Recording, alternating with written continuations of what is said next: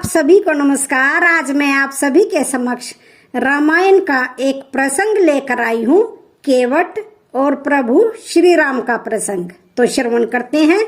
निषाद राज केवट रामायण का एक पात्र है जिसने प्रभु श्री राम को वनवास के दौरान माता सीता और लक्ष्मण के साथ अपने नाव में बिठाकर गंगा पार करवाया था। इसका वर्णन रामायण के अयोध्या कांड में किया गया है।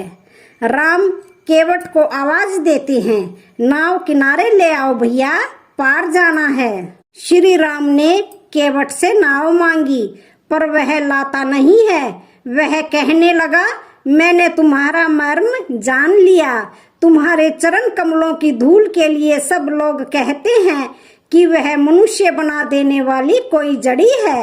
वह कहता है कि पहले पांव धुलवाओ फिर नाव पर चढ़ाऊंगा। अयोध्या के राजकुमार केवट जैसे सामान्य जन का निहोरा कर रहे हैं। केवट चाहता है कि वह अयोध्या के राजकुमार को छुए, उनका सानिध्य प्राप्त करे, उनके साथ नाव में बैठकर अपना खोया हुआ सामाजिक अधिकार प्राप्त करे, अपने संपूर्ण जीवन की मजदूरी का फल पा जाए। राम वह सब करते हैं जैसे केवट चाहता है, उसके श्रम को पूरा मान सम्मान देते हैं। भगवान श्री राम भगवान होने के साथ साथ एक राजा भी थे और राजा के आदेश का पालन करना प्रजा का परम धर्म होता है। परंतु क्या आप जानते हैं वह प्रसंग जब राम के बार बार कहने पर भी केवट नहीं लाए नाव? अगर नहीं तो आइए हम बताते हैं आपको इस प्रसंग के बारे में। रामचरितमानस के अनुसार जब पिता दशरथ ने भगवान श्री राम को 14 वर्ष का वनवास दिया तो भगवान श्री राम भाई लक्ष्मण और पत्नी सीता के साथ अयोध्या छोड़ वन को चल दिए। परंतु रास्ते में नदी पड़ती है जिसे पार करने के लिए श्री राम केवट को बुलाते हैं। रामचरितमानस में वर्णित सभी पात्रों की अपनी अलग ही महिमा है, परंतु उन सभी श्रेष्ठ पात्रों में से कुछ सर्वश्रेष्ठ पात्र भी हैं, जैसे केवट। केवट को कोई पूजा पाठ यज्ञ होम आदि कुछ भी नहीं आता था, परंतु यह उनके मन की पवित्रता एवं पुण्य कर्मों का ही फल था जो भगवान श्री राम स्वयं चलकर उन तक पहुँचे। और फिर एक नदी के केवट ने भवसागर के केवट को नाव से गंगा के पार उतारा। भगवान राम के नाव मांगने पर केवट ने उन्हें ऊपर से नीचे तक निहारा और वह जान गया कि यही भगवान श्री राम है, परंतु उसने नाव लाने से मना कर दिया, जिस पर भगवान श्री राम ने नाव ना लाने की वजह पूछी। केवट ने उत्तर दिया और बोला, प्रभु मैं आपकी लीलाओं से अच्छी तरह अवगत हूँ। मैं जानता हूँ आपके चरणों की रज के जादू को जो एक पत्थर को सुंदर नारी बना सकता है। अगर आपकी जादू भरी पद रज एक पाषाण जैसी कठोर वस्तु को नारी बना सकती है तो यह तो मात्र लकड़ी से बनी नाव है। इसका तो क्या ही हाल होगा। जब केवट ने बताया उपाय तो यह सब सुन स्वभाव से उग्र लक्ष्मण जी क्रोधित हो गए, केवट को डांटने फटकारने लगे, जिस पर भगवान राम ने उन्हें शांत किया और मुस्कुराकर केवट से बोले, केवट राज कोई तो उपाय होगा जिससे हमें आप पार उतार सकें। यह सुनकर केवट बोले, हे प्रभु आपको नाव पर चढ़ाने के लिए पहले मुझे आपके चरणों को धोना पड़ेगा। केवट के इन वचनों को सुनकर भगवान श्री राम उनकी इच्छा को समझ गए और हामी भरते हुए सीता और लक्ष्मण जी की ओर देखकर मुस्कुराने लगे। यह सुनकर केवट अत्यंत प्रसन्न हुए और उनके नेत्रों से अश्रु बहने लगे।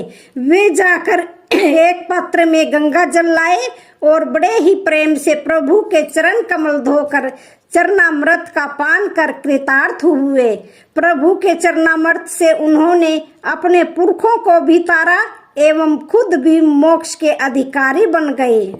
इसके बाद केवट ने उन तीनों को नाव में विराजमान कराकर प्रभु की रसम दूरी का पान करते हुए उन्हें पार उतार दिया।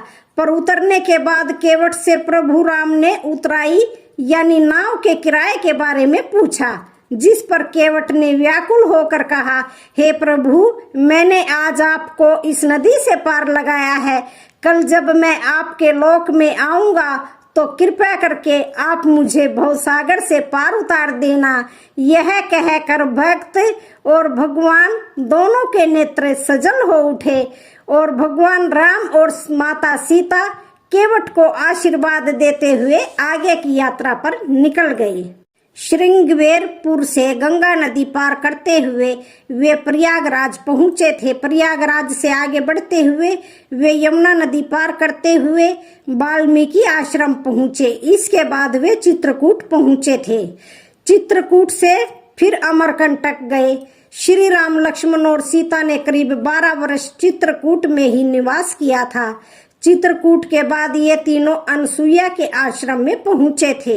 यहाँ से टिकरिया, सरभंगा आश्रम, सुतीक्ष्ण आश्रम, अमरपाटन, गौरश्री घाट, मार्कंडे आश्रम, सारंगपुर होते हुए अमरकंटक पहुंचे थे।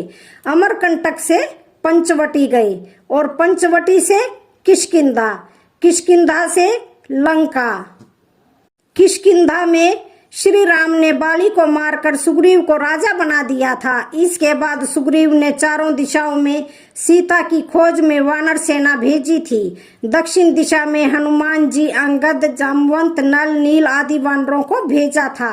दक्षिण दिशा में हनुमान जी की भेंट संपाति नाम के गिद्ध से हुई थी। संपाति ने इन्हें सीता के बारे में बताया कि सीता समुद्र में 100 योजन दूर स्थित लंका में है।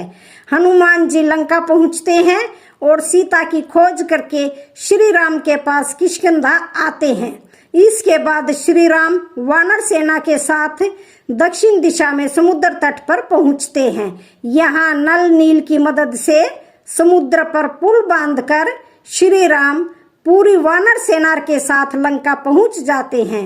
लंका में श्री राम ने रावण का वध करके सीता को मुक्त कराया। इसके बाद श्री राम पुष्पक विमान से अयोध्या लौट आते हैं। तो केवट और श्री राम की कथा का यहीं पर समापन होता है। वीडियो अच्छी लगे तो चैनल को लाइक, शेयर, सब्सक्राइब जरूर करें। धन्यवाद।